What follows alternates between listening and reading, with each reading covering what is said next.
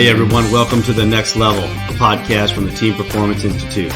Here we provide actionable insights on modern leadership and team development, driving higher levels of organizational performance and life empowerment. I'm your host, Jon Sanchez. Join me and my team as we take you on the journey to the next level. Welcome everybody to The Next Level. I am super pumped about this edition. I am here again with the great Ken Bloom, the head of the Hacker Herren Oktoberfest, and we have international superstar. She loves it when I call her that. She was laughing a little bit earlier about it. Feli. I'm never going to get this right. How do you pronounce it? All of the above. All of the above. Feli from Germany. Feli from Germany, which you can check out on Instagram and on YouTube. This is a cool story that I can't wait to get into. Just a bit of intros just to get us started. Ken Bloom's with us again. If you didn't catch the podcast the last time we did this, we talked about the Hacker Herren group that Ken started way back in 1992, a group that goes all the way over to Munich, Germany, makes an annual pilgrimage. Absolutely awesome. The group's up to about 600 people now. And every year, about 120 guys get selected, and we go over and celebrate the Gemütlichkeit. So Ken, welcome. Thanks, John. It's great to be back. And I always like talking about Oktoberfest, and now being in the presence of our new friend and superstar, Feli. It makes it even more fun. Superstar. It is kind of true. And you're the reason why she's here, because we did that podcast and many people enjoyed it. And then we were talking about doing another one. You said we should really like see if we can bring in Feli. Cool. Here I am. She made it. And I reached out to Feli, who has tons and tons of followers and does a really cool job of articulating the differences between the German and the American culture. And Ken's back in town from South Carolina.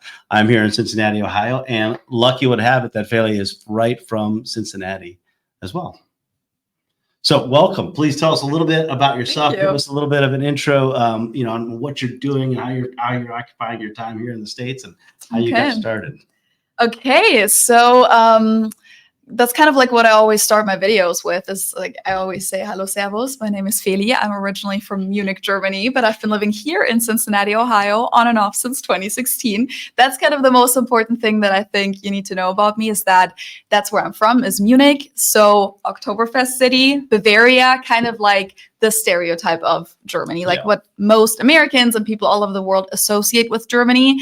That's actually where I'm from. So that's kind of like lucky for me, because I can actually identify with all of these stereotypes that I see. I mean, of course, they're like exaggerated, as stereotypes are, but at least it's not like I'm from Northern Germany and I have never in my life seen a dirndl or, like have any connection to that type of culture. I came here for an exchange semester in 2016. At the University of Cincinnati. It was kind of my last semester of my bachelor's that I was getting in Munich. And I wanted to do before I didn't have the opportunity anymore, I wanted to do a study abroad, because everyone always says that it's the best time of their life. And as a 22-year-old German, I was already kind of like out of my party phase, because Germans start partying pretty early. I think my main party phase was at 16, 17, 18. And then by the age of 22, I was kind of like all settled. And I was like, you know what? I'd really be in the mood to experience that one more time and do the American college life, the legendary American college life. Legendary. And that's why I came here. And I wasn't disappointed. It was honestly crazier than in the movies. Some of those frat parties that I went to. Yeah. I thought, it was all exaggerated in the movies. Yeah. And then I went to some of these parties and I was like, wow, it's not exaggerated at all. The keg stands and the all the craziness and the cops coming to the parties. And anyways, I really, really liked my time here. And I always say I kind of got stuck. But of course it was voluntarily. It's also not as easy as it sounds, because the US doesn't just let you stay here if you want to. Obviously I had to leave the country again after that exchange semester, and then I was kind of desperately looking for ways to come back here legally. So that's why I always say it was off and on, because I had to go to Germany for another 8 months, come back to the US on another visa, go back to Germany, come back here. But now I've been here pretty permanently since 2018. Since 2018. And you have your own channel. You have your own Instagram. Tell us a little bit about that. Yeah, that's kind of, and I'm only able to do that to get back to the visa situation because I was lucky enough to win the green card lottery. Oh, And if I hadn't nice.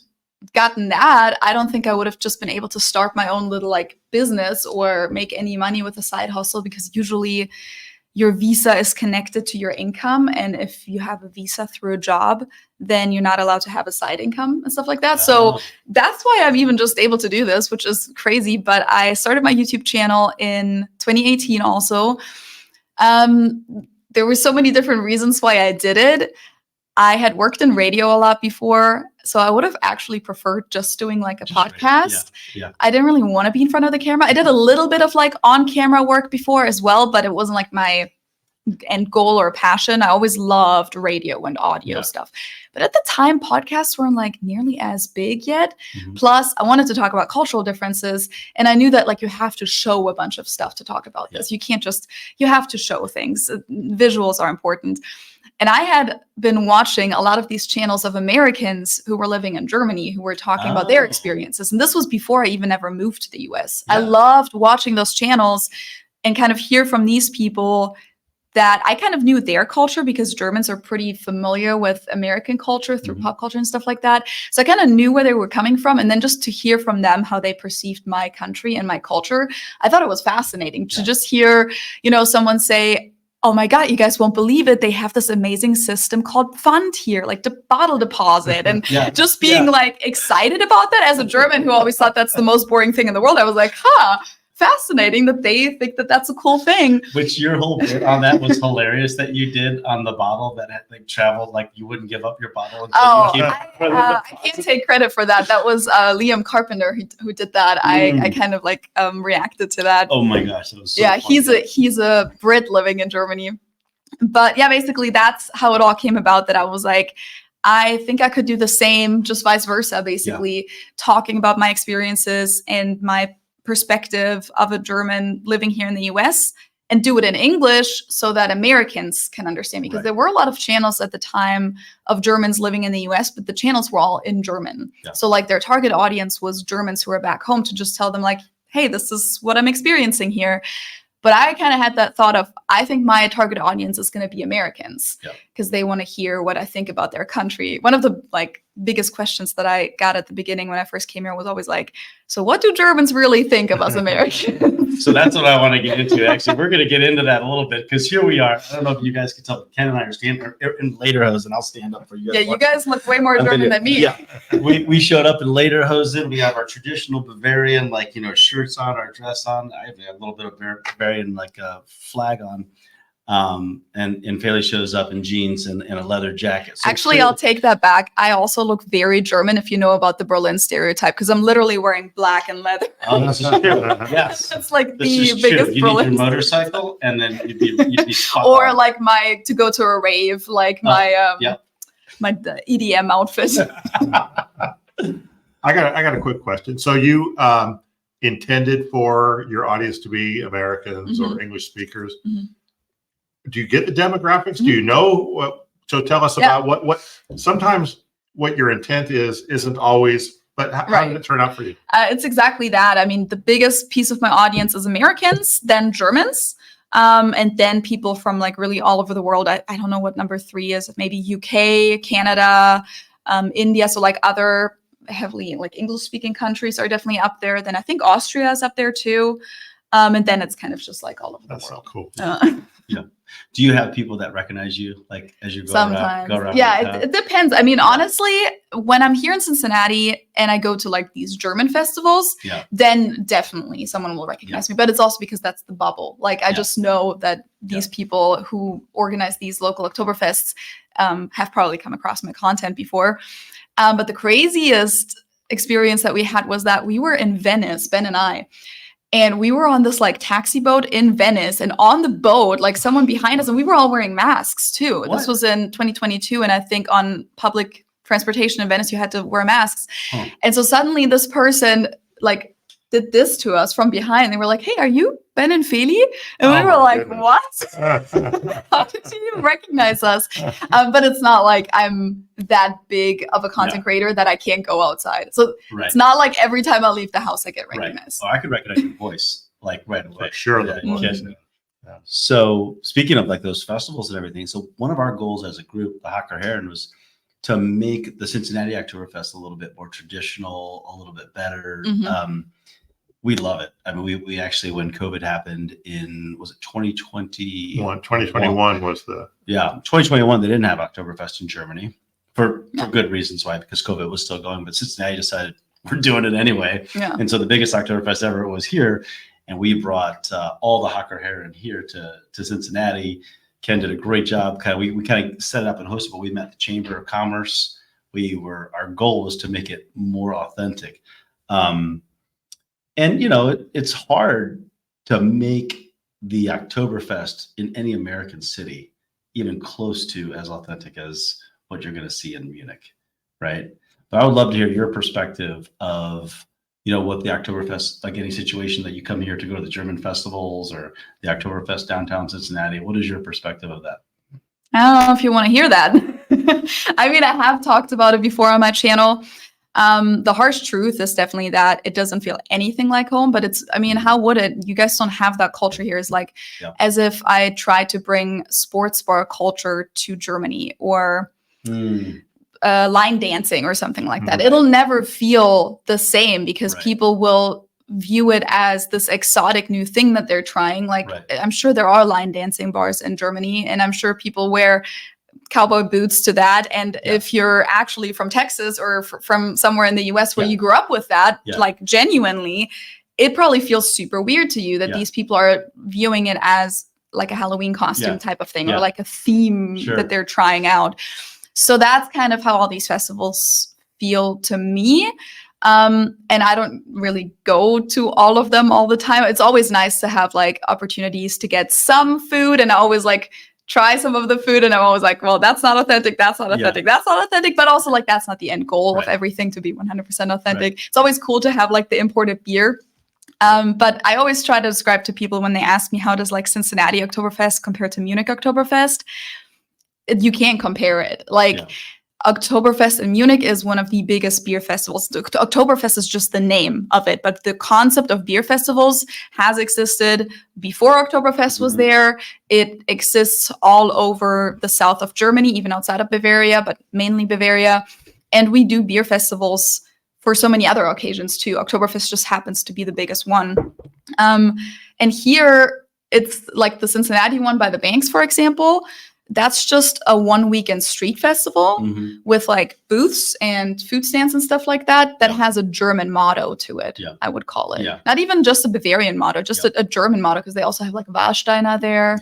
And they try, and I think it's fun to see like all these people show up in their like actual like Lederhosen and dirndls, and some of them look really good.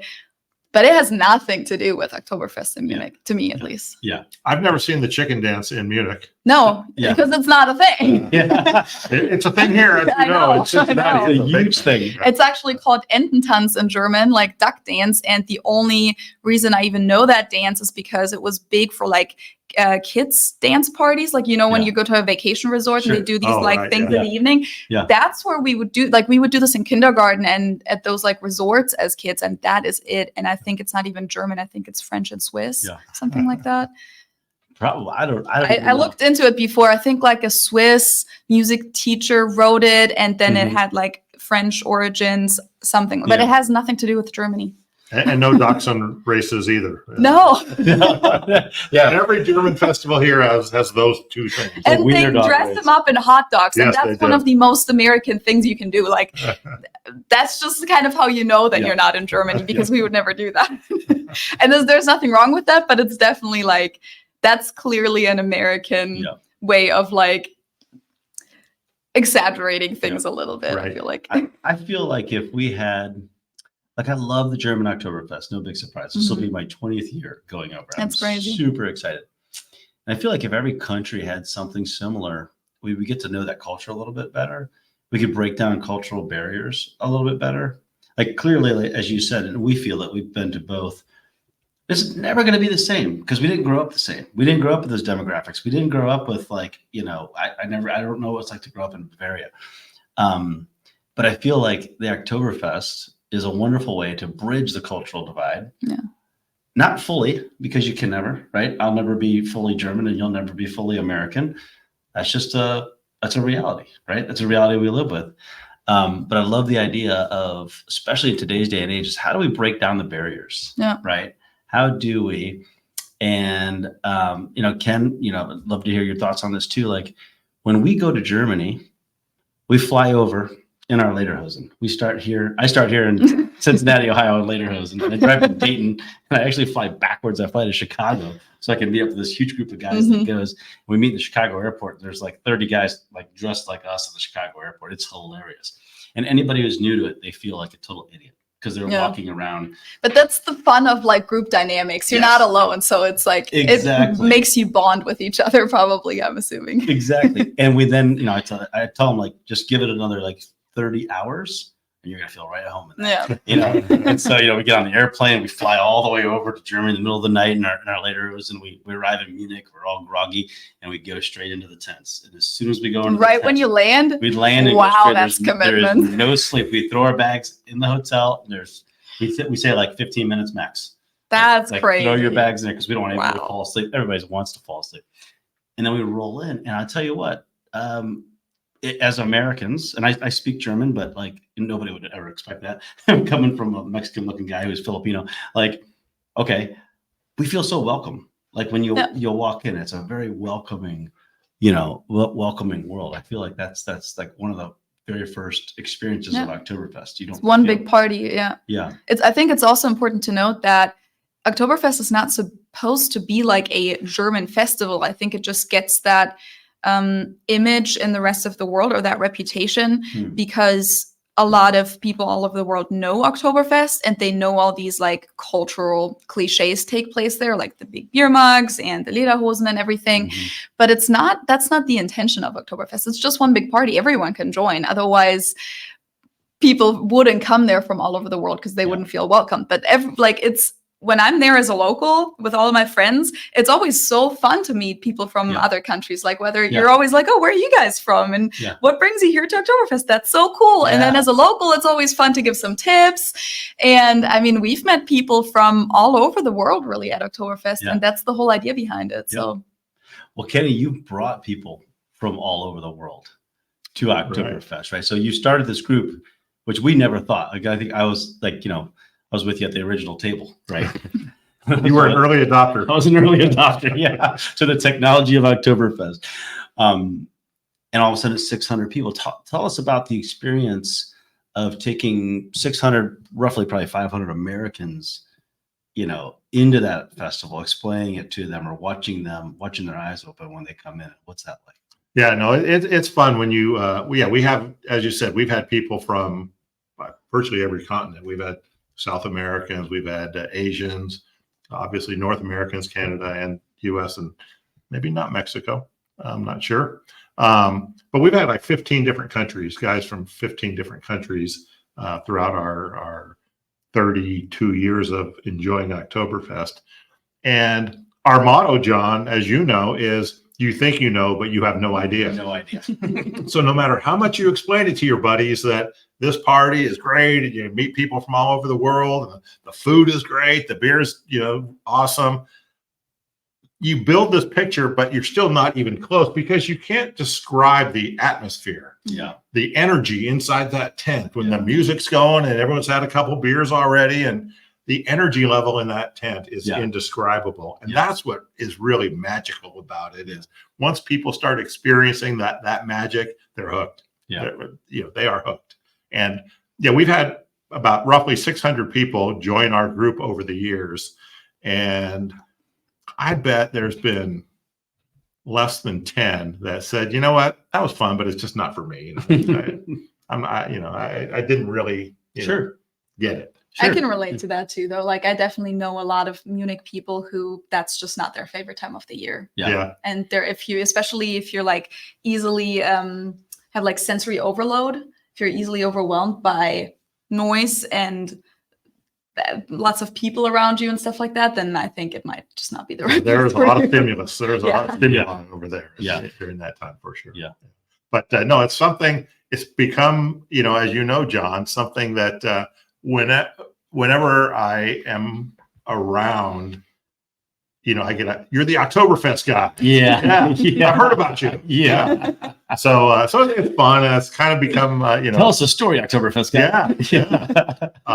But I'm 99% retired now. So that's what I do for a hobby now. It's just fun to do it. I enjoy doing it. I enjoy the opportunity to see all my friends. For sure, we're going to see each other annually. And then we do these little kind of reunions in Chicago and San Francisco and here in Cincinnati, where we have, big pockets of people.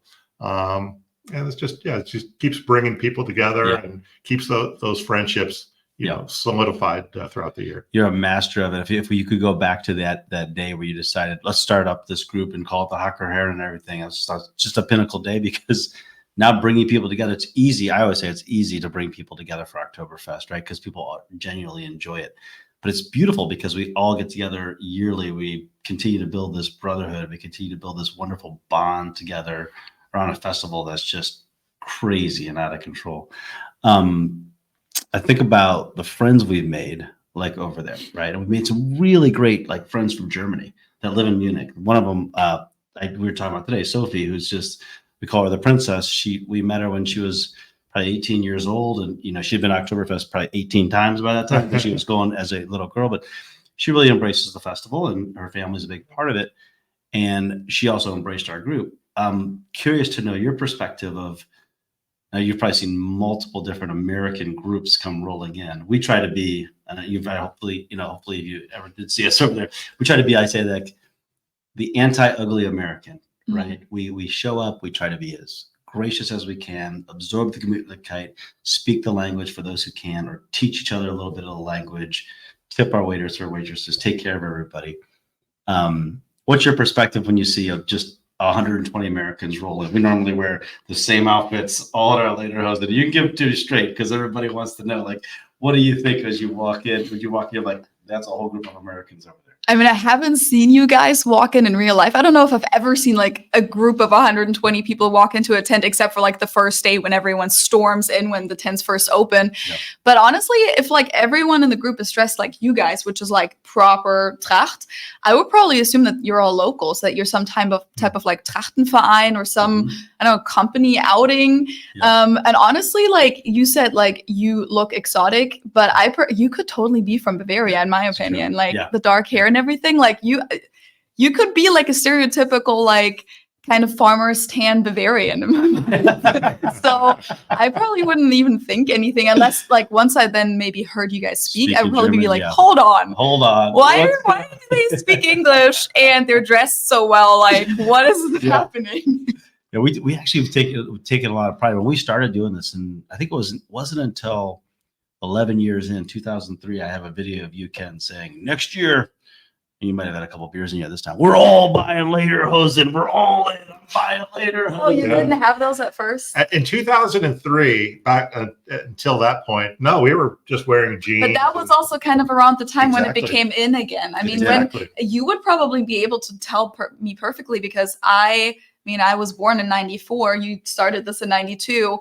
And as someone who like lived there, I feel like you can't even observe the changes as well as someone who comes there once a year. You can probably exactly tell what changed since last year.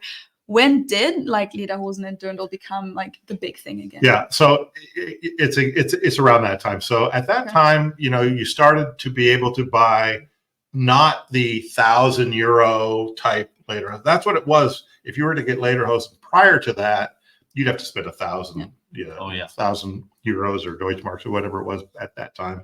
But then, I think maybe just manufacturing changed, and you could buy them for 300 or something, back then. And now it's even cheaper and cheaper. And they're not authentic, but they're a level down now. You can get for €150, you can get some decent Lederhosen and look normal.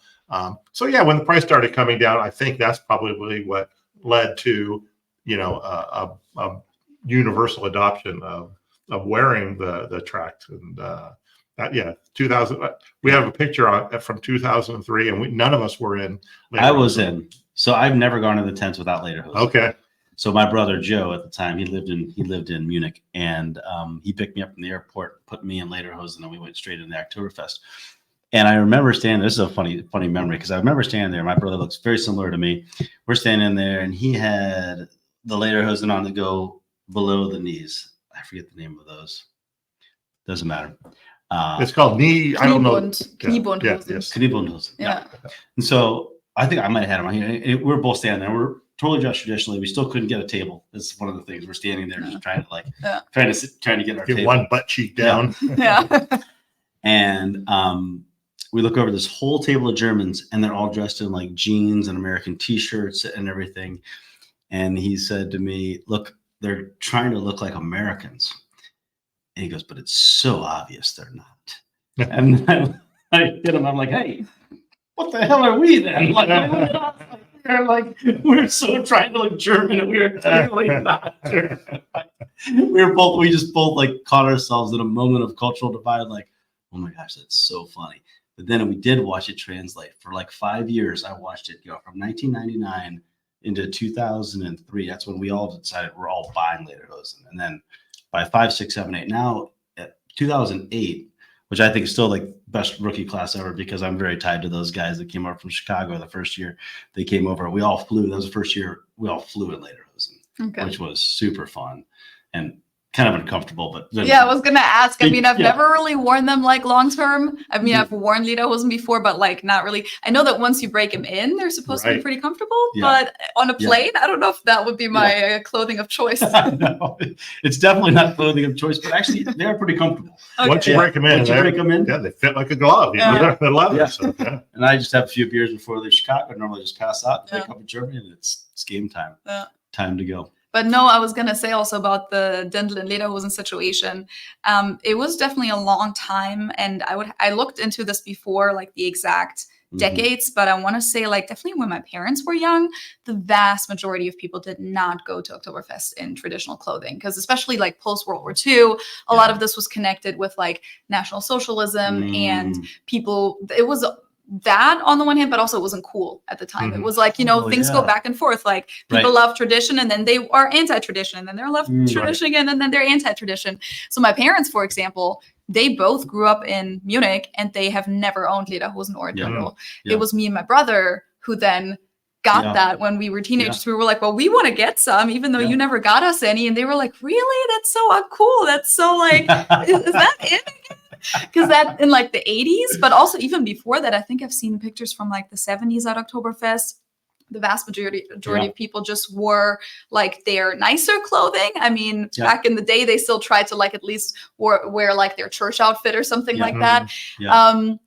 And then later on, like in the 80s and 90s, I think, as you said, people just wore like jeans and t-shirt, just what they would wear to any other party. And then it became a huge thing again, where even people who don't otherwise need a Dirndl or Lederhosen bought it just for that reason, because everyone feels like this is like the mandatory uniform almost. I mean, Munich for 3 weeks, everywhere in Munich, not even the tents. You just go into the city, everybody is wearing.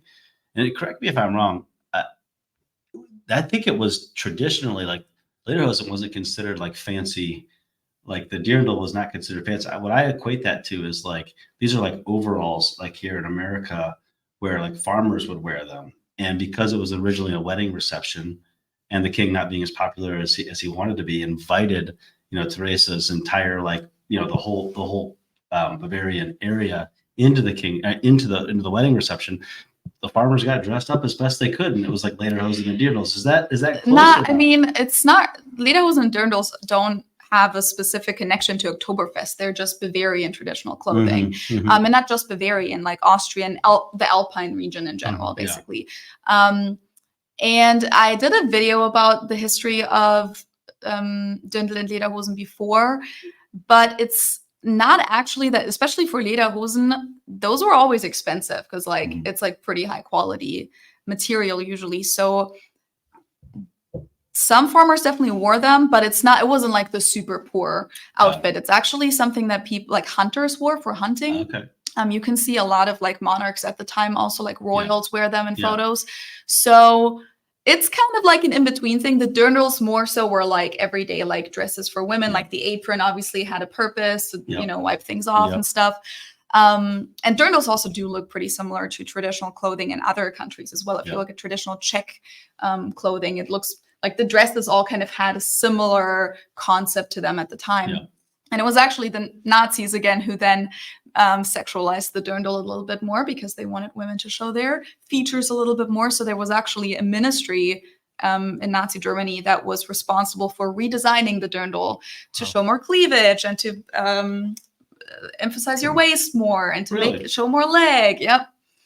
So, I mean, I think the dresses look great, but that's the history behind it. That's crazy. Yeah. I hope they never go away because I actually enjoy being in there, feeling traditional. Yeah. Like I do feel like, and it's tradition. Yeah. And it's fun. And my body knows every time I put the Lederhosen on, my liver starts stretching out. You're like, oh, this is going to happen. And when just to hear it, when I start to even hear the festival from the outside, I'm like, oh, I'm so excited. I can't put these on without smiling. Yeah. It's because I have this this great affiliation for it. And in Bavaria, like Lederhosen particularly, because they last so long, they usually pass down from generation to generation. Yeah. So that's not the same thing with dirndls. That's not usually a dress that lasts for your whole life, but Lederhosen sure do. Really? Yeah. Never thought about that. My boys are too big now for me to pass it down. They used to be, but when they were little boys, I did buy them little so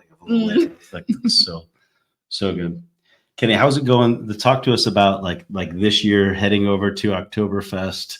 We're heading over. We got a full roster. What is your feeling about this year coming into Oktoberfest? You know, John, every year is I say it, and I don't think I'm lying, miscommunicating, or exaggerating. It's always the best year.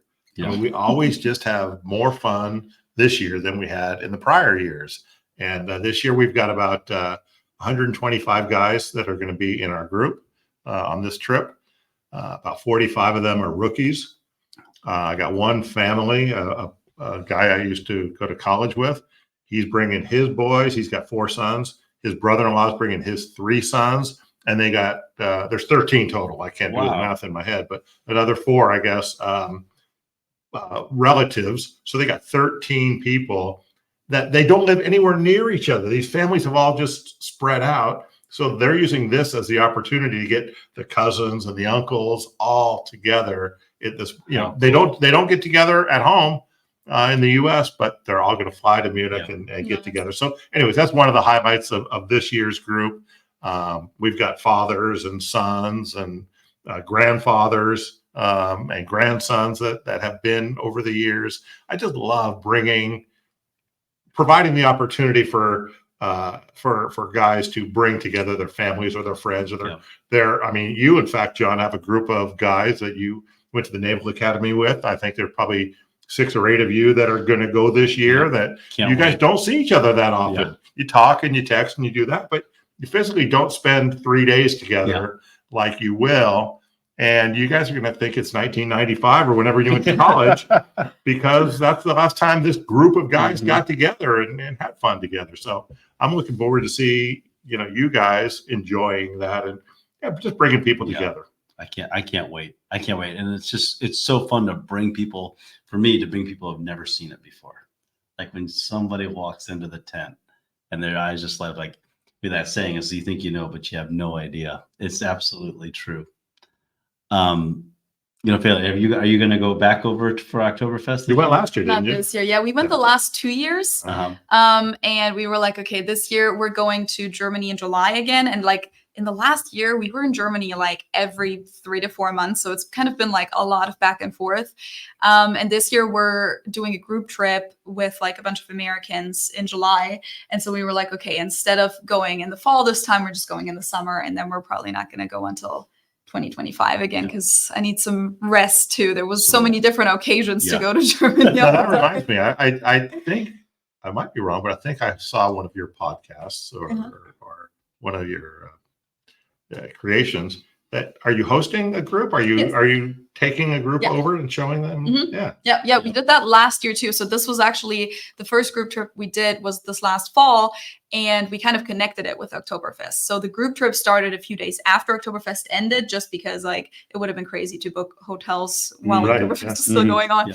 But I told everyone, hey, if you're interested in going, just arrive a few days early in Munich, because I think Oktoberfest ended on Tuesday because it was like the holiday extension situation, and the group trip started on Thursday. So I was like, okay, everyone who wants to go, we can organize something together basically before the trip officially starts. And so I got a table for everyone, or 2 tables that wanted to go, and we all went together. And I mean, I love Oktoberfest, I grew up with it, but last year, honestly, it was a little tricky because of the heat. I don't know how you experienced this, but I don't remember any Oktoberfest season ever being that hot. And the tables that I had reserved for this group for that one afternoon that we were all going together, it was like up in the gallery. And it was so steamy. Was it in the Hacker tent? No, it was Ochsenbraterei, I think. Yeah, but that's a great tent too. Yeah, they put windows in the Hacker tent, thinking that it would lighten it up, but it actually turned it into a hot box, like a sauna, because the sun was shining in. And we just cooked one year, and that is miserable. I mean, I just didn't remember any year in my memory where it was that crazy, because I was just literally sitting there just constantly using like the menu as a fan. And I also remember hearing that they said last year the amount of non-alcoholic drinks such as water and just stuff to hydrate yourself was like the highest it's ever been. Yeah. Now, if you're upstairs in the gallery, the balcony, you might say, it gets warm. But even I went a few other days too, and even when I was down there, it was just so hot last year. I mean, at least I was the last week, so maybe the first 2 weeks were better, but the last week that I was there, so that was actually, I mean, it was more fun to be outside last year, I felt like. I love the outside beer gardens. We had a great, we went, the rides too. Yeah, the rides are we don't even talk about the rides, but the rides are really, it's basically the state fair with beer tents. So you got 150,000 people drinking beer at the state fair. That's what, the image. But also not everyone drinks beer. I mean, we would always go with my dad or my aunt as kids, and it was just kind of like an amusement park visit, basically, just like going to the carnival. Absolutely. Yeah. So there's one word that our group always screws up. Okay. Nobody can get it right, even though we say it every probably 20 minutes. You know what word I'm talking about? Is it Gemütlichkeit? Gemütlichkeit, right? We all say it, and we act like we, now I understand it because I studied it in German. I would love to hear what your interpretation of Gemütlichkeit is. It means being relaxed, cozy. In the context of beer festivals, I feel like it mainly just means not stressing about anything, don't worry, be happy kind of. I love it. Yeah. But overall, I mean, Gemütlichkeit, it depends on the context that it's being used in, because gemütlich can definitely just mean cozy or comfortable or something. Like I can sit on a chair and be like, oh, this is gemütlich, like this is a comfy chair. But in that context, I feel like it has to do with just let go, enjoy the moment, kind of. Yeah. For those who don't understand what we're talking about, because it's a very difficult word, and it's funny, and you could probably ask 500 out of the 600 guys in the group, can you even come close to spelling that word? Can you say that word? But every 20 minutes, they have what we in America would call a social drink, where everybody raises their glass and they raise it to a Prosit to Gemütlichkeit, which is, people are like, what are we singing? What are we doing? I always translated it to the happiness of the festival, just to be open. And we, every year when we go over, we have this, I wouldn't call it a competition, but somebody rises above. It's a brand new first-year rookie, and he becomes the rookie of the year. And we have a whole ceremony to the rookie of the year, which is really hilarious. And it's a hat that has been passed down since 2003. Walt Steinbeck won it in 2003. Yeah. He created that award. Yeah, the hat. Yeah, actually, So the first year it was given was 2004. So this will be the 20th year for the hat. And everybody's always like, how do we win the hat? How do I become the rookie of the year? And I was like, there's no magic to this, but I'd say it's the one who embraces the Gemütlichkeit, which to me means just the openness, the happiness of the festival. I like how you broke it down. It's I never really thought of it. It's Gemütlich is cozy. It's comfortable. Yeah. Being comfortable. That's beautiful. Yeah. So the rookie of the year is a big deal in our group, and people aspire to win it, but there is no formula. It's just who really is just embracing the spirit of Oktoberfest. Yeah. Who's going around and just meeting local people, meeting our group, and just has that smile on the whole time, and just is just really enjoying. Yeah, last year we had a guy who didn't know anybody in the group, right? That's right. His this guy was I think he's a retired fireman, and he was coming over with one of his buddies, and his buddy had a passport problem at the airport. Oh. His passport expired in like 60 days or something, and they won't let you leave the country if it's going to expire within, I think, 90 days or something.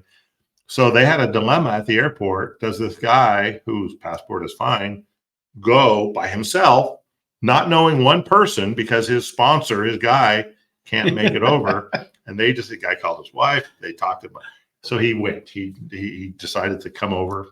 A guy named Andy Ashley, and Andy came over and he was friendly, just dove in and he didn't know anybody, so he had to go out and shake hands and say hello and hey, I'm Andy, or else nobody's going to talk to him. Yep. And he really had just a ball for those 3 days, and he was a unanimous choice to win the Rookie of the Year. It was super.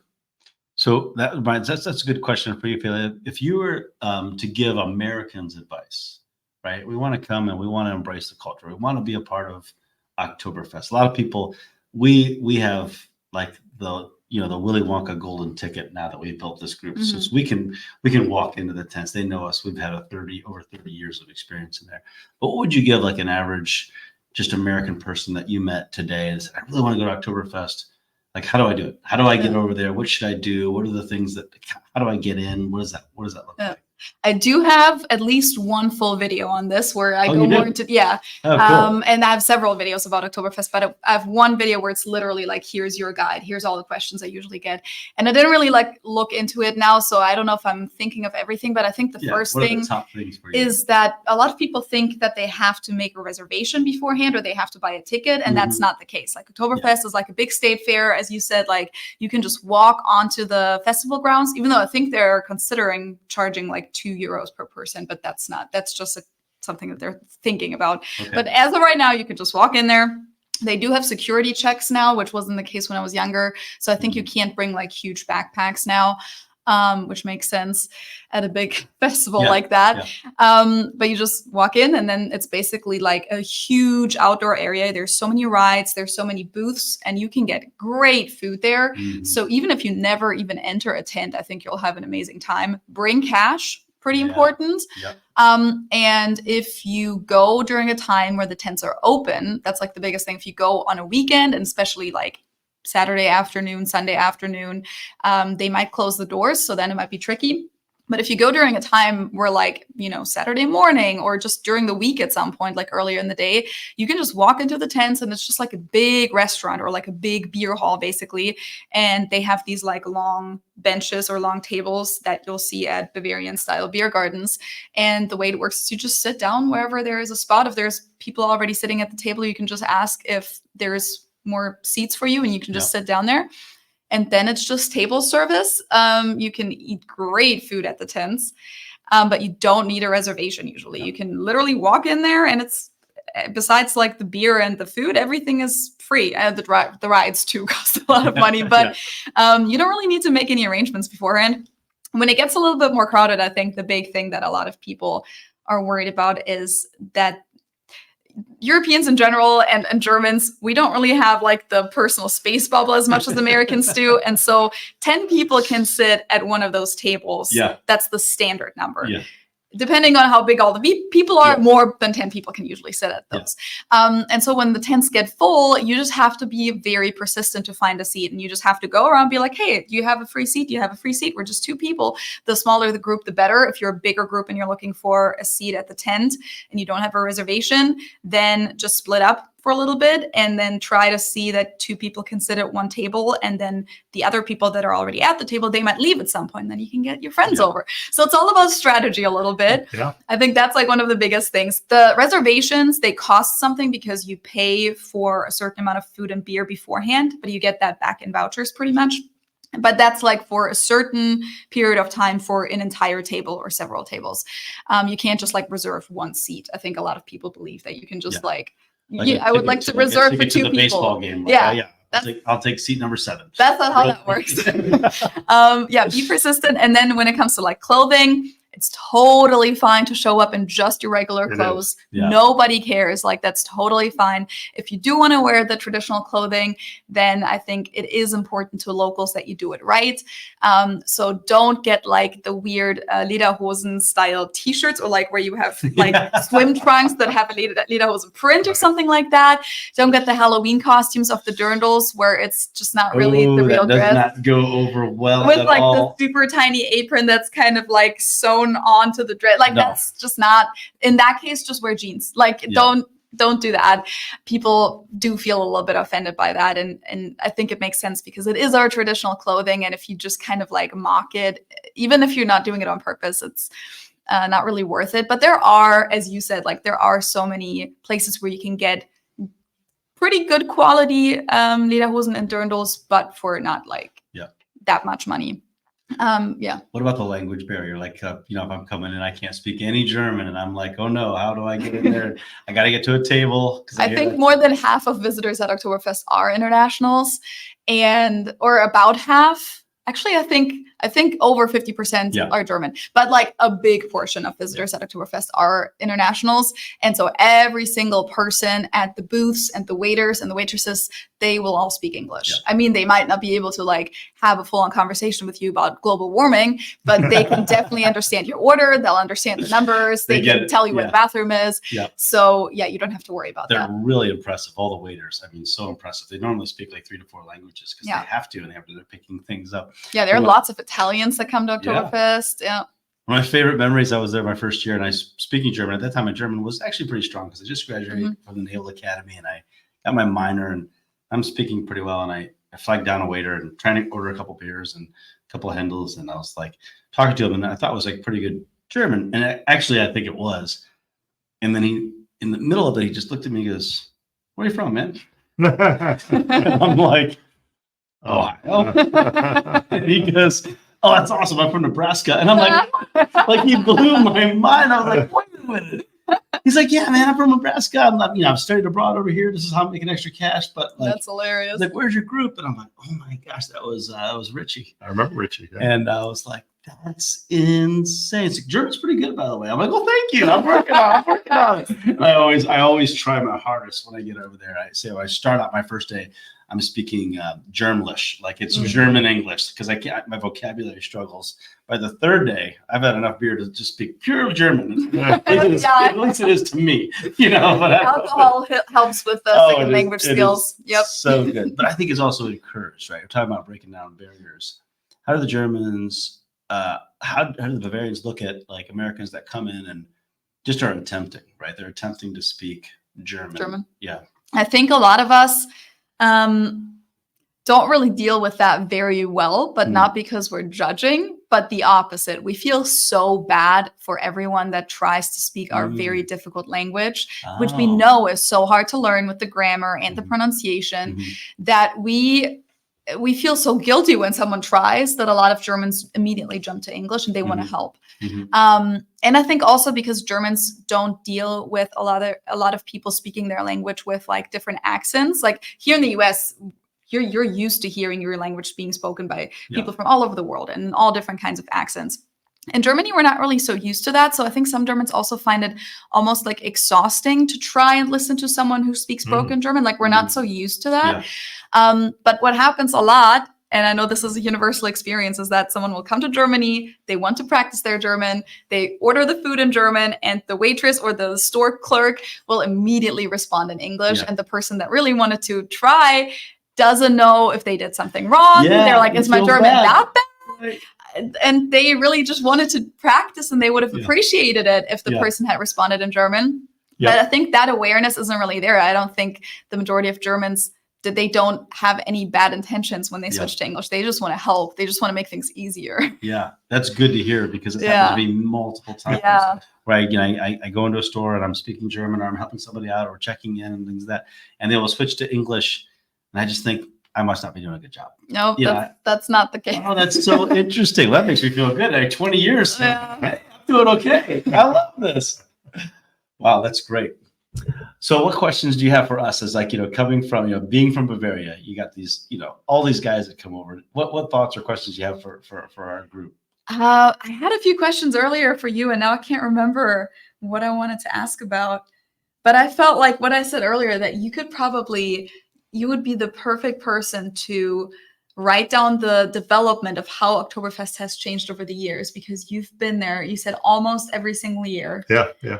And you don't really probably notice a whole lot of like the other changes that are going on in the country in terms of like pop culture or fashion trends or whatever. And then you just come like Very for myopic. this one weekend every year, and you just like notice. I wonder like what the biggest change is that you've noticed. That's a good question. As I think about it, it's also true that I've gotten older each year as well. So I look at it. That's when I think about it.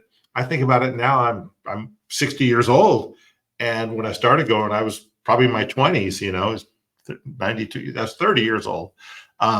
So going to Oktoberfest as a 30-year-old, where you've got all the energy in the world, and you can be on that table dancing and singing, and now as a 60-year-old, we did something funny this last year. We've been going to Oktoberfest for all these years, and as I said, I'm 60 now. I get kind of, my legs start hurting at the end of the night after dancing all day, and one leg on this table and one leg on that table. It's like, well, the balancing. So I was working with the team at the Hacker tent to. I said, we really need an old man table. We're not in the mosh pit next to the band where most of us are sitting. I want a table over there where we can just go rest. Where we can rest. So last year was the first year we got what I call the old man table. So you mean like the box where it's on the side? Yes. Yeah. So we got a box where people aren't up and down. You're inside. It's loud and music and everything, but you can just sit down and have a conversation still. And so it's kind of funny as I've evolved, the things that are important to me have evolved as well. I can think of two. I'm sorry, I didn't mean to cut you off. No, the other thing that I've noticed over the years, as you mentioned it, I've noticed, and I think it's happened, that the food has gotten just tremendous. I think it was always good, and now it's like, calling it gourmet food is not an overstatement. It really is more good. Diverse for sure. Yes, now they have vegan offerings. They have whatever your dietary needs are, pretty much. Yeah. And the menu, I bet they have 100 different items on the menu. You can buy anything there, and it's really good. Yeah, I can think of two big differences. That one of them you probably wouldn't even catch on. One is that we'd already talked about is everybody in there is pretty much in traditional clothing, or traditional Lederhosen and dirndls. The other is when they stop smoking. Oh God, that was the best. In the tent. Yeah. Holy cow! In 2007, they said in 2008 we're gonna stop smoking, and then there was basically I think riots, and then in 2008 they allowed everybody to smoke still, but they were saying next year, and I think it was 2009. Could be getting my years wrong, but 10. But as soon as they stopped smoking, I woke up the next morning after my first Oktoberfest night. I woke up and I didn't feel as bad. I always thought it was all the beer. I didn't realize that I was in a hot box of just cigarette smoke. And these are non-filtered, crazy, awful cigarettes. I remember I'd get home from Oktoberfest with the Lederhosen, and I would just take them to the shower and just douse them, and then just sit them outside for weeks, just because they smelled so bad. And now, no problem. It's not bad in there at all. It's a big difference. I remember when I grew up in California, when they changed the smoking rules at restaurants and bars, and everyone said it's going to kill the business. People are going to stop coming, and in fact, business increased. Of course, and exactly the same arguments were said about Oktoberfest. People won't come. It's going to be terrible. It'll ruin the atmosphere. Opposite. Every time that you change something that people are used to. When they first came up with seat belts, everyone was like, no way that I can enjoy driving anymore. I won't be able to reach for something. I won't be able to do. And not now, obviously. That I saw an interview about that the other day. That's why I'm bringing that up particularly. I think this was a German that was interviewed when they first. I don't remember now the year, but when they first brought him around, I think he literally said, "But what if you drop your cigarette while you're driving and then you can't reach it?" I have an old car, a 1972 Cadillac. This is the most American car. In fact, I have to take you on a ride in this car. You haven't been American unless you've been in a 72 Eldorado Cadillac. It's got 5 ashtrays in it. I mean, times were different. People smoked on live TV. Yeah, exactly. Yeah. And on airplanes. Yeah, on airplanes. I mean, I've never obviously experienced that myself, but like every time that I see a photo or video footage of that, I'm always like, wow, things have changed. It's crazy. Yeah.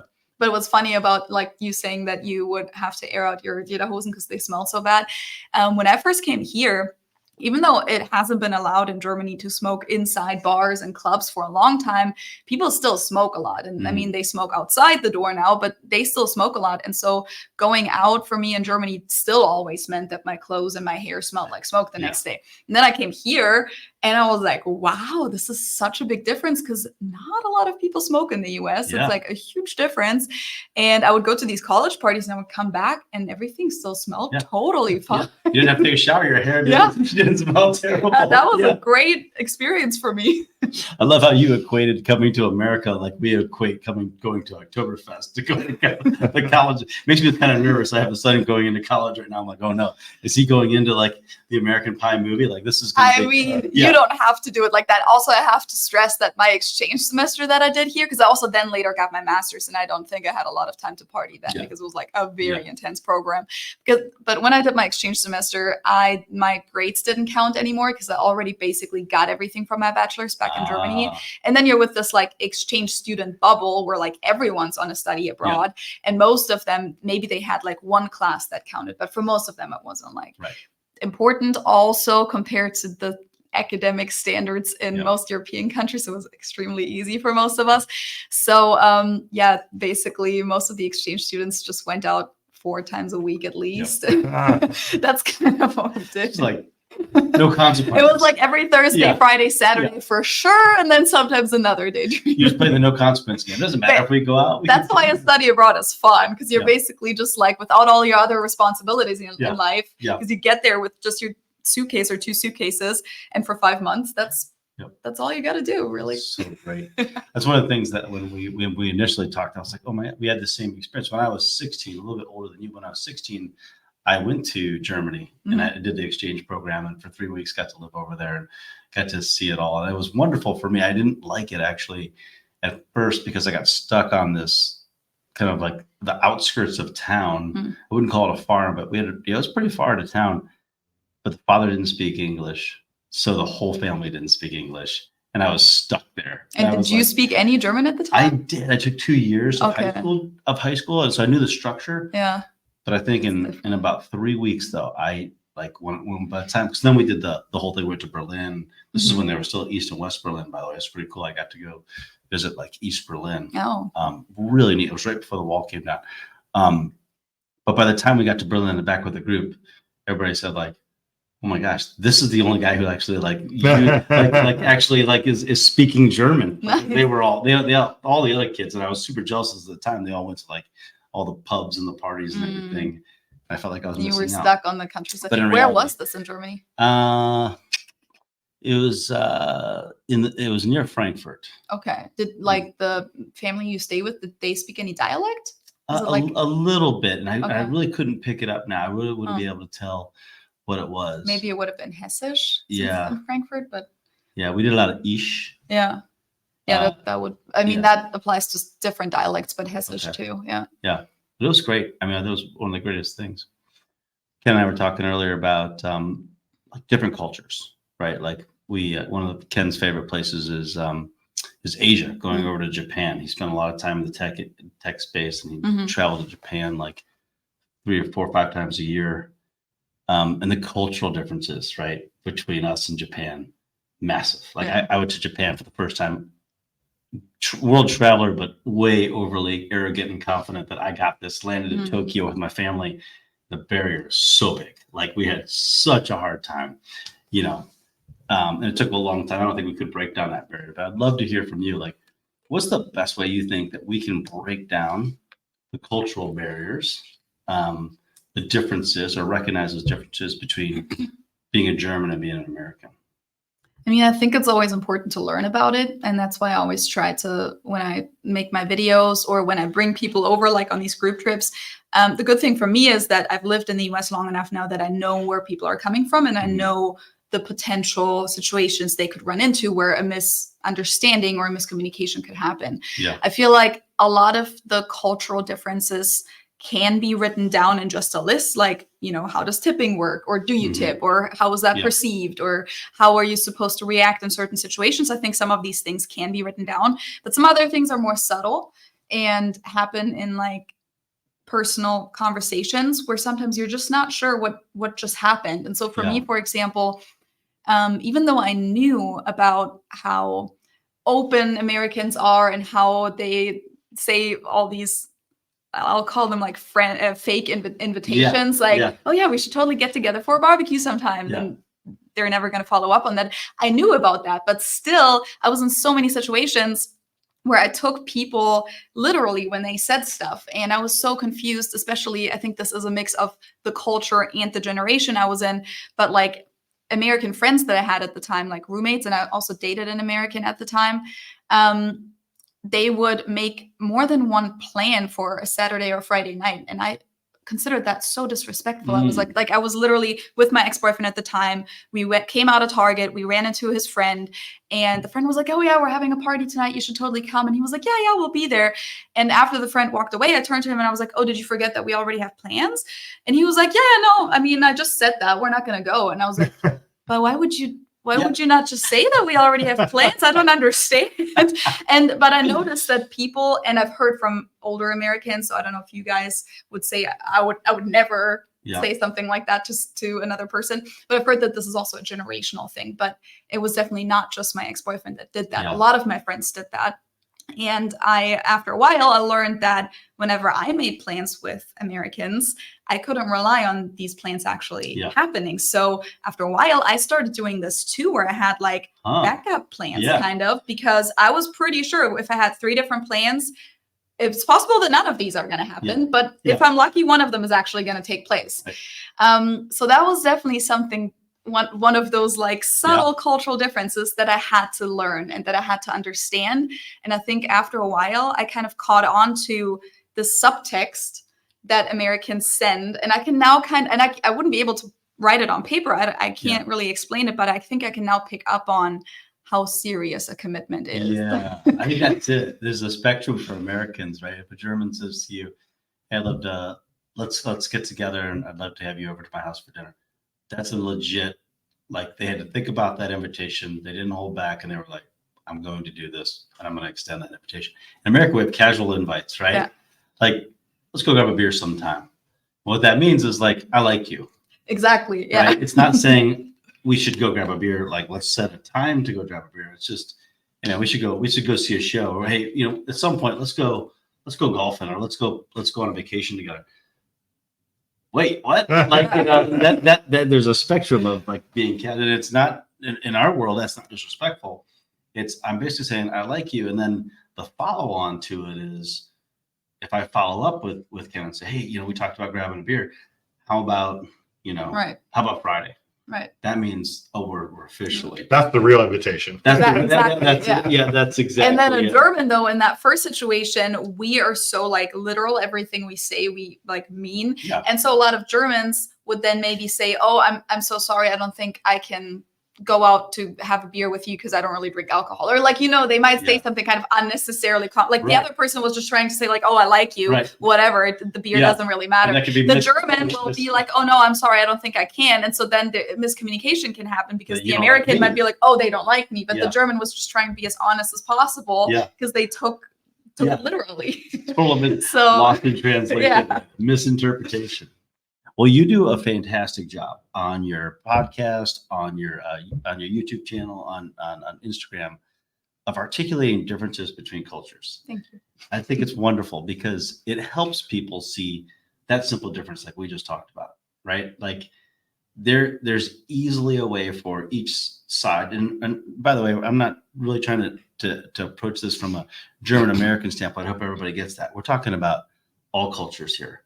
We're talking about every culture. We're talking about every ethnicity, and we're talking about every different number. Like, I do believe that we should be coming closer to getting to know each other and understand each other, because I do believe we're all human, right? We all share this experience of being human. Absolutely. We're all messed up. We're all having fun. We all want to be loved. we all want to be accepted and all those things. But you do a super job of articulating differences. And I believe it's, it helps people see that, okay, we're different, but we're very similar in our thinking, but we're different. And by articulating those differences in culture, you're creating a respect for each side. So I think that's really cool. I appreciate that. I really like what you said earlier, that we should have a state fair, kind of like Oktoberfest for all countries. I think that actually would be a really cool idea. Obviously, it's not possible that every single person travels to every single country in the world and goes to their big state fair. But I think if more events like that would be a thing, then you would have this environment where, let's say there is one in Japan or something like that, where people travel to just for this event, and maybe they're not really intending to get to know the country, the culture and the country. Right. They're just going there for the festival or whatever, but they will. There is no way to avoid getting to know the country and the culture just by being there and by trying the food and by interacting with some people. I think that would actually be a fun way to do that. But it would be great. I think there's just I'm with you. That's good. We could start our own universal. We'll just call it the fest. Whatever you want. It's going to be in Japan. We're going to have the sushi fest. Everybody's going to come over there and eat so much sushi they can't even walk. No, I think it's smart. I think travel really helps open your mind. For sure. You don't really understand somebody's culture until you get there and you see it. And I think our logo, Ken, is perfect. Like our saying is like our motto. Our logo is pretty perfect too. But our motto is, you think but you have no idea, right? And that's wonderful. All right, so I'm going to close this out. But before I do, I just want to open up to both of you. Any last thoughts or comments as we've been able to? Thank you so much. This is like international superstar Feli here to help us kind of help bridge the gaps between cultures. And Ken is a guy, an example in this world who has done so in his life. Ken, it'll be a legacy that you leave behind you of, after you're gone, and I hope that never happens, but after you're gone, and it will, like 50 years from now, the Hacker Herren will probably still be rolling, and you've left this great legacy of bringing two cultures together, and you're doing it as part of your world here, is like explaining the differences and helping people come together. But before we close this out, I just want to give you guys the microphone. But, any last thoughts or comments? I could think of one of my questions that I forgot about. Oh, let's do it. Yeah. So is Hacker Herren actually just for men, or how could I become a member? It is just for men. That's a good Why question. is it ever going to open up for women as well? I think it will. We just touched the third rail just now. Now wait a minute, because I think we had an exception in 2021. We did. If I can, and I think as a senior member of the Hacker Herren would say that I think we could have another exception here. Jill Meyer, who is the president and CEO of the Cincinnati Chamber of Commerce, we invited her to come with our group, and she came over with the Hacker Herren, and she got the jersey, she got her nickname, she was part of the group. Okay. Yeah, she was. But it is the third rail. I even brought it up today. With John and I golfed earlier today, and I even brought it up today that it's one of those things that I have to deal with on every year for sure. And in the years past, I used to deal with it a lot with my friends' wives. These are very, very good friends of mine, and the wives wanted to, wait a minute, why can't I go? And what I would explain to them was, if it was just, anybody could go, this thing would have died off probably decades ago. It would have been fun for a few years, and then people would have moved on. But because it's a unique and different group where it's all guys, I think that has allowed it to be different and unique, that it has carried on for 32 years. I mean, I think if we, and I didn't do this intentionally, it's just kind of organically happened, but it came up this week where one of my friends, his wife, said, why can't I go? And I said, you sound just like my friends did 20 years ago, and when they were, they might have to maybe start their own like Hacker-Frauen or Hacker-Frauen. Yeah, I love that. And I tell them that would, they should try that. Yeah. But the reason I say I could imagine it breaking down, not purely for selfish reasons, but I got 3 daughters, and I would it'd be fun to, and my wife has gone a couple times, but just not those 3 days. Excuse me. Yeah. Those 3 days, that Thursday, Friday, Saturday. Yeah. She's come on Wednesday and she's come on Sunday, and we've had fun. It's Yeah. not her thing, frankly. She doesn't, doesn't really want to sit there and, sing and dance and do that for 12 hours. Yeah. An hour or two, she's happy to. It's a great point though, and a great thing. And I think it's, so that is like women are invited to Oktoberfest. We just, as the Hacker Herren, we're over there for just like basically a guy's weekend, like It's somewhere kind of in like the a middle. bachelor party vibe. I wouldn't call it a bachelor party vibe, because then my brain goes to like your college experience, crazy cakes. Oh, okay. This is more of, I honestly think it's more of fellowship, brotherhood, where Yeah. we're all like my college buddies that we are so busy in life now, we don't get to see each other. Yeah. And then the guys that I knew in Chicago before I moved here, we don't get to see each other. We dedicate this one weekend of getting together. And I would encourage anybody, if you have a group of girlfriends, get together with them. Those are special people in your life. If you have other friends, I go on golf trips with guys that are awesome. Get together with those groups of people. Those people enrich your lives. They make you better. Yeah. And we've made this kind of cool culture around that. My wife, named Anya, you'll meet her tonight. She's coming to dinner, but she, our first Oktoberfest was together before the Hacker Herren like officially existed. And she's coming to Oktoberfest this year, right? So she's going to fly in on the Sunday where everybody else is going to be flying out, but she's coming with one of her girlfriends and another one of our Hacker Herren guys, and we're going to enjoy Oktoberfest for for days there together as well. So yeah, I think it is a bit of a third rail thing, because we want it to be very inclusive. Yeah, we also want to keep what we've kind of established as a guys. Yeah. As a guys. No, I see the idea. Like, you are without your family for once. Like, you get to do something just with your guy friends. Yeah. Yeah. Yeah. And by the way, that's kind of how this thing did start. I mentioned I have 3 daughters. I was at home, day in and day out with a lot of estrogen or not testosterone, I guess is probably the better way. So I think I didn't start it out like, planning, okay, well, we're going to do this. And then in 10 years, I was worried about this year. And, I wasn't worried about next year or any legacies, but it has organically occurred that way. And as you said, Jon, a minute ago, I encourage people to stay connected. I mean, it's really important, especially as we start hearing about mental health things and people getting disconnected and feeling lonely.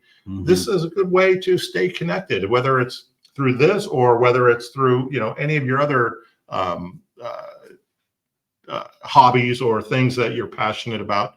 Just, stay connected with people. And it's a good for us. It's a good opportunity for college, for fathers and grandchildren and whatever, and uncles, to stay connected. Yeah, it's like an occasion. I was going to say that earlier too, because you said you were going to see your college buddies again. Like, Oktoberfest is a great place for that, because you have like all this stuff going on. There's so many activities that you can do.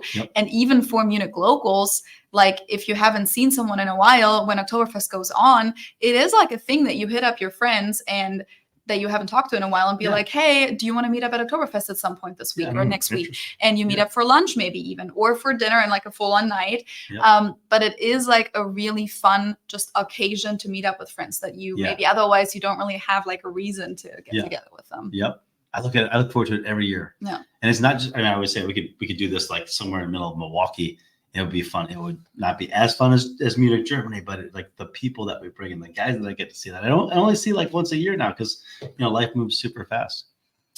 So Feli, let's talk a little bit about your world. I'll let you help us close this out. Okay. Where do we find you on Instagram? Where do we find you on YouTube? You have a bit of a travel program that you have set up as well. And how do people, are you booked out fully for July? Yeah, I can imagine. Like, by the way, if you guys want to travel, we're talking about travel, go with a local. And if you're lucky enough to go with Feli, go with Feli. She knows her stuff. But tell us a little bit about your YouTube channel, your Instagram, and any other channels that we can plug in. It's all pretty easy to find. It's called Feli from Germany. So Feli, which is the short form of Felicia. Kind of hard to say for a lot of English native speakers. And then from Germany. And that's what my YouTube channel is called. That's my main platform. That's what my Instagram is called. My Facebook page. What else do I have? I have a TikTok. They're all called that. So that's how you can find me. I will have a new website up soon too, but it's not currently up yet. But that's also where then all the group travel stuff will probably take place. I mean, this is only my second ever group trip, and it sold out within like an hour. So it's like, wow. It's not really like I'm a big agency. It's like, okay, I have this like one trip, 20 people. And the last one was, I think, 24 people. Who knows if I'm going to do this a little bit more intensely. It's also like exhausting for me to travel. Obviously I enjoy it, but I don't know if it'll be like a thing where we do several trips a year. For now, I think it might just be like one trip a year. But yeah, that's where you can find me and watch my content, and feel free to comment and share your experiences. Yeah. Well, thank you. You're a great ambassador to your country. Thank you. We hope to do the same while we're over there for ours. I think you from everything that I've heard today, you definitely are. we do our best. Yes, thank you everybody for just joining us on this version of Next Level. Ken, thanks again for joining, buddy. It's always a pleasure to be with you anywhere. It's been fun traveling with you as we go from reunion to reunion around the country. But boy, I can't wait for this year. Yeah, it's going to be another great year. It is a pleasure to be on your podcast, Jon. I've been looking forward to it. Been really looking forward to meeting you. It was nice meeting. Thanks for having me too. No, it's fun to to sit next to you and share some time with you, because I've been admiring your work for a couple of years. I don't know how long you've been at it, but I've been aware of you for a couple of years. It. And you do good things. So thank you. And you guys enjoy Oktoberfest this year. I'm not going to be there this year, but probably in 2025, and maybe then I can join you at your special table. You're invited to our tables anytime. The Hacker Herren would love to have you. Thanks everyone for joining, and we'll see you on the next episode.